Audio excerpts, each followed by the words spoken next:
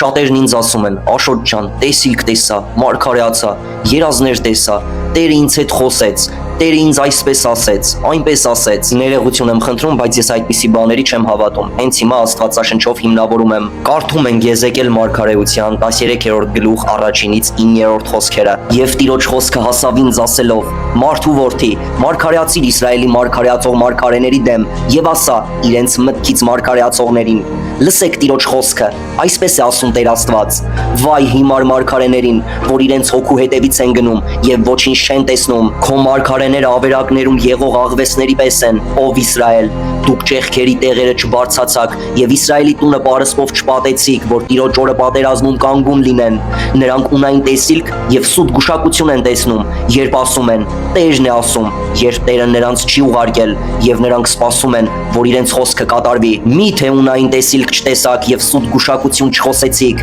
երբ ասացիք. Տերն է ասում, երբ ես չէի խոսել։ Ուստի այսպես է ասում Տեր Աստված, որովհետեւ ձեր խոսքերը ունայն են եւ ձեր գուշակությունները սուտ։ Ուստի ես ձեզ դեմ եմ, ասում է Տեր Աստված, եւ իմ ձեռքը այն մարգարեների դեմ պիտի լինի, որոնք ունայն տեսիլք են տեսնում եւ սուտ գուշակություն են անում։ Նրանք չպիտի լինեն իմ ժողովրդի խորհրդի մեջ, չպիտի գրանցվեն Իսրայելի տան գրքում եւ չպիտի մտնեն Իսրայելի երկիրը, եւ դուք պիտի իմանաք, որ ես եմ Տեր Աստված։ Մարգարեություններ, տեսիլքներ, երազներ, Աստված ինձ հետ խոսեց, Աստված ինձ այսպես ասեց, այնպես ասեց։ Զգույշ եղեք այս ամենից, քանի որ գիրքը կատարյալ մեզ է հասել եւ մենք հենց գրքով ենք ուսուցանում ժողովրդին։ Այսքանը լավ եղեք, Հիսուս Քրիստոսով եղեք։